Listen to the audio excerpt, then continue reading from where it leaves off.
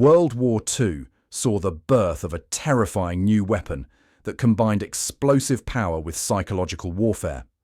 Rocket launchers, from handheld tank killers to massive artillery systems, changed the face of modern combat.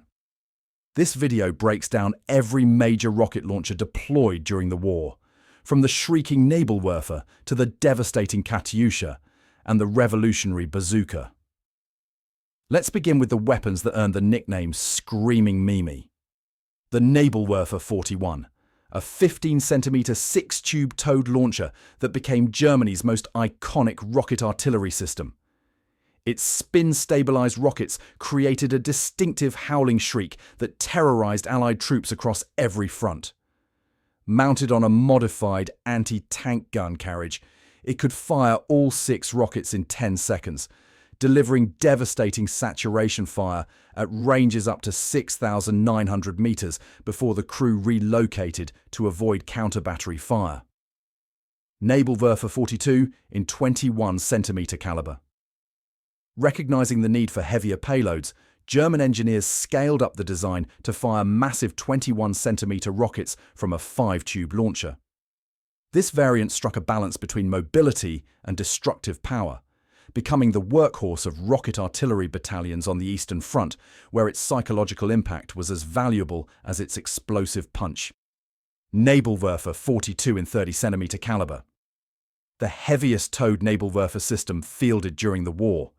This launcher fired devastating 30-centimeter rockets capable of obliterating fortified positions and troop concentrations.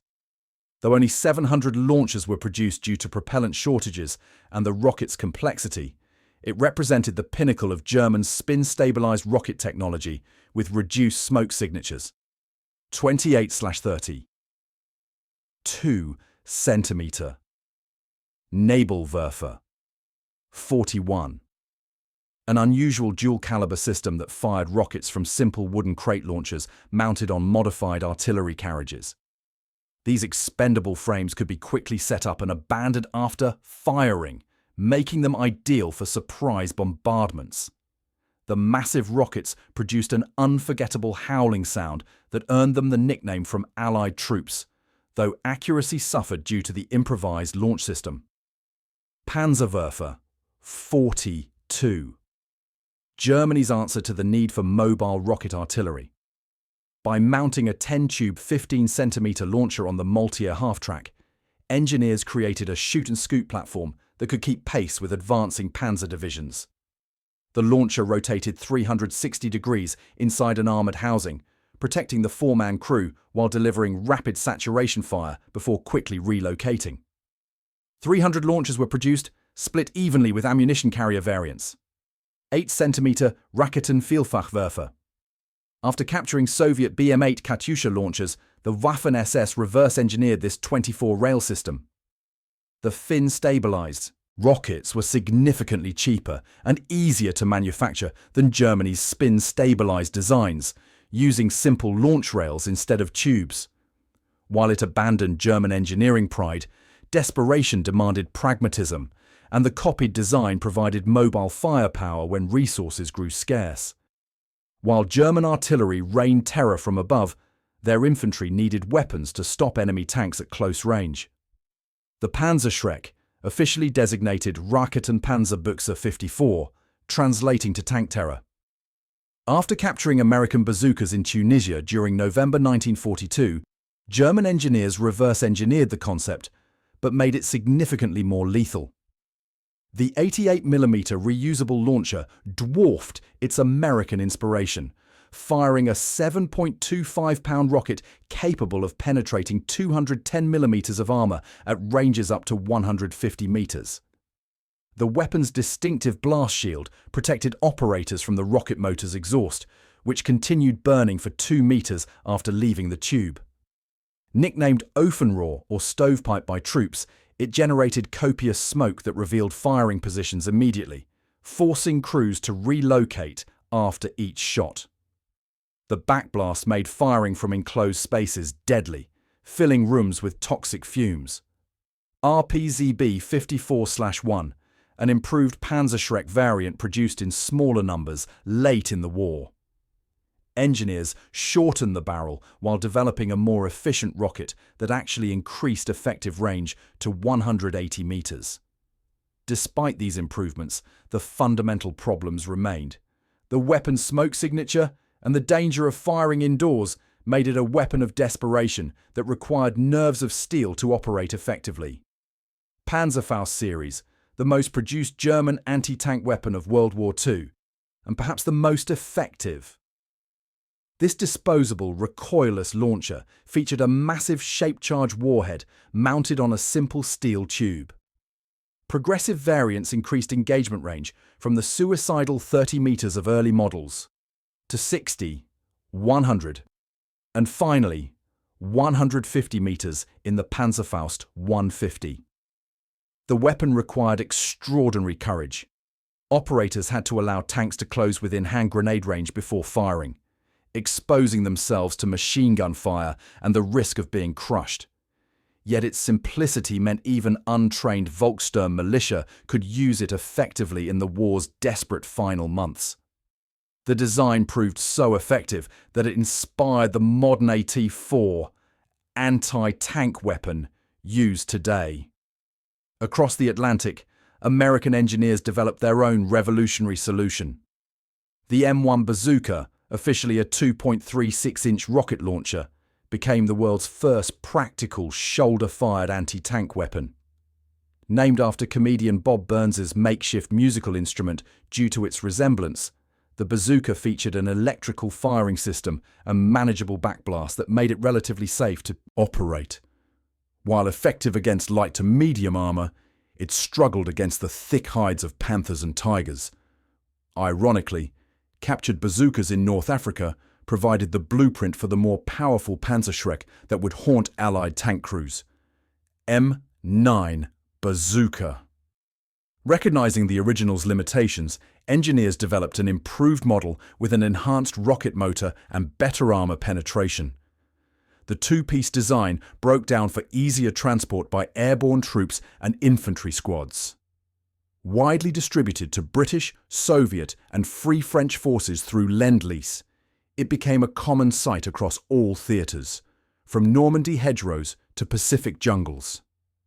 M9A1 Bazooka, the refined version incorporating field feedback and reliability improvements. Though outclassed by the German Panzerschreck in raw power, it proved more dependable in combat conditions and remained the standard American anti-tank weapon through the Korean War. General Eisenhower later called it one of the 4 tools of victory that won the war for the Allies. While infantry fought tanks face-to-face with these portable weapons, the Allies developed massive rocket systems for entirely different battlefield roles. The Katyusha BM-8, the light and nimble member of the Soviet rocket family. Mounted on ordinary trucks, this highly mobile system fired smaller 82mm rockets in rapid succession, saturating target areas with overwhelming firepower. Its mobility allowed crews to unleash devastating salvos and relocate before German artillery could respond, embodying the shoot-and-scoot doctrine that made Soviet rocket artillery so effective. Katyusha BM-13, the standard launcher that became the most feared Soviet weapon on the Eastern Front. German troops coined the nickname Stalin's organ after the visual resemblance of its 16-rail launcher to a pipe organ and the terrifying howl of its rockets in flight. The distinctive sound alone became a psychological weapon, sending German infantry diving for cover before the first explosions even arrived. Cheap, simple, and mass-produced in staggering numbers, it could be mounted on trucks, tractors, or even tanks, delivering a full salvo in 7 to 10 seconds that completely blanketed targets at ranges exceeding 5,500 meters. Katyusha BM-31, nicknamed Andriusha, an affectionate diminutive of Andrew. This heavy variant fired massive 300mm rockets, delivering significantly larger payloads at longer ranges. Though produced in limited numbers compared to the BM-13, its impact on fortified German positions was devastating. These systems utilized various rocket types, the M8, M13, M30, and M31, offering different calibers and explosive payloads that could be matched to specific tactical situations. American engineers took a different approach, mounting rocket systems directly onto combat vehicles. The T-34 Calliope transformed the reliable Sherman tank into a mobile rocket platform by adding a 60-tube launcher above the turret. Resembling a massive pipe organ, it combined the tank's armor and mobility with overwhelming saturation fire. Though production remained limited and combat use sporadic in the European theater, it demonstrated American willingness to experiment with combined arms rocket systems. T-40 Whiz-Bang, a lighter alternative featuring a 20-tube launcher that allowed faster reloading than the bulky Calliope. This experimental design saw limited deployment but proved the concept of quick-firing vehicle-mounted rockets. M8 Xylophone, an 8-tube truck-mounted launcher firing 4.5-inch rockets. The musical nickname reflected both its appearance and the rapid percussion of its firing sequence. Highly mobile and widely deployed, it provided responsive fire support for advancing infantry throughout the European and Pacific campaigns. M16 Honeycomb, featuring a compact 24-tube launcher that saw extensive use in the Pacific theater. Its relatively lightweight and rapid deployment made it ideal for island-hopping operations where heavy artillery couldn't be quickly brought ashore. M16 Hornet's Nest, mounting 60 tubes for maximum saturation firepower. The sheer volume of rockets it could deliver in seconds had an overwhelming psychological impact on Japanese defenders dug into Pacific fortifications. The Navy embraced rocket technology with equal enthusiasm. LSMR, or Landing Ship Medium Rocket. These floating fortresses bristled with hundreds of launch tubes, delivering pre-invasion bombardments that softened enemy beaches before the first Marines hit the shore. 5-inch HVSR, high-velocity spin-stabilized rockets mounted on fast PT boats, giving these nimble vessels devastating punch. Used extensively at Iwo Jima and Okinawa, they could strike and disappear before return fire arrived. 7.2-inch systems came in two variants, the 20-tube Whiz-Bang and 24-tube Grand Slam, both designed to demolish fortified bunkers and concrete emplacements from offshore positions. WW2, perhaps the most intimidating name for the most overwhelming system, a 120-tube launcher mounted on a landing craft that delivered saturation fire supporting first-wave assaults. Additional 4.5-inch barrage rockets in M8, M12, and M16 configurations provided multi-purpose naval firepower. While America and the Soviets embraced rocket technology wholeheartedly, Britain took a more conservative approach, and Japan scrambled for desperate last-minute solutions. The Piat, or Projector Infantry, anti-tank Mark I, stands as perhaps the most unusual weapon of the war. Technically not a rocket launcher, but a spigot mortar, this British invention fired a 2.5-pound shaped charge bomb using a massive spring mechanism.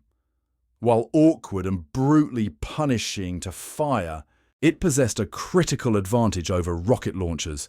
No backblast whatsoever, allowing crews to fire from enclosed spaces like buildings and bunkers without revealing their position or suffocating in toxic fumes. Cocking the weapon required standing on its butt plate and hauling upward with both arms, a feat shorter soldiers found nearly impossible. The recoil was legendary. One British soldier firing at a Panther tank from his shoulder was completely knocked off his feet, though he successfully destroyed his target. Despite its ungainly nature and 100-meter effective range, the Piat proved startlingly effective, earning 6 Victoria Crosses for actions involving its use. It served throughout the war's final years, from Normandy to Burma. Land Mattress, Britain's belated answer to the Nebelwerfer. This towed 30-tube rocket launcher entered service late in the war, seeing limited combat use with British and Canadian forces. While competent, it arrived too late to make the impact its German counterpart had achieved. Tulip, an experimental system fitting Sherman tanks with two massive 60-pound RP-3 rockets, the same weapons used by RAF ground attack aircraft. Adapted for bunker busting and fortification destruction, these tank-mounted rockets saw limited deployment, but demonstrated British willingness to adapt air weapons for ground combat. RP-3 rockets themselves, 3-inch spin-stabilized projectiles measuring 5.35 feet long, became the standard British air-to-ground weapon, though primarily launched from aircraft rather than ground systems. Japan's rocket program revealed the desperation of a losing nation. The Type 4 70mm AT rocket launcher appeared near war's end, a crude combination of bazooka and Panzerfaust principles, featuring a two-piece design for transport and spring-activated percussion firing. Intended for homeland defense against the expected American invasion, it never saw significant combat, arriving far too late to affect the war's outcome. 20-centimeter rocket launchers and mortars, fired from simple tubes or launching troughs, created the distinctive screaming sound that led American troops to nickname them Screaming Mimes, the same name applied to German Nebelwerfers. Used extensively in Pacific Island defenses, these weapons employed timed or photoelectric fuses to detonate against aircraft or ground targets, adding to the nightmare of assaulting fortified Japanese positions.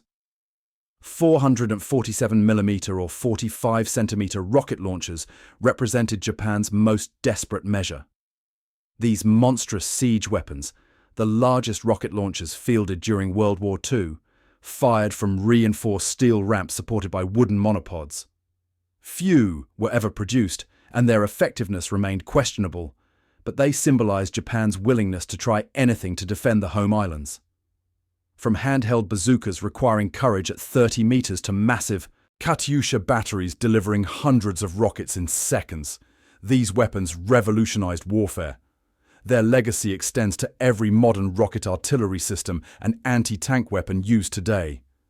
But perhaps their greatest impact was psychological. The shriek of Nebelwerfer rockets, the thunder of Katyusha salvos, and the whoosh of incoming bazookas created a terror that transcended their explosive power, changing the very sound of war forever.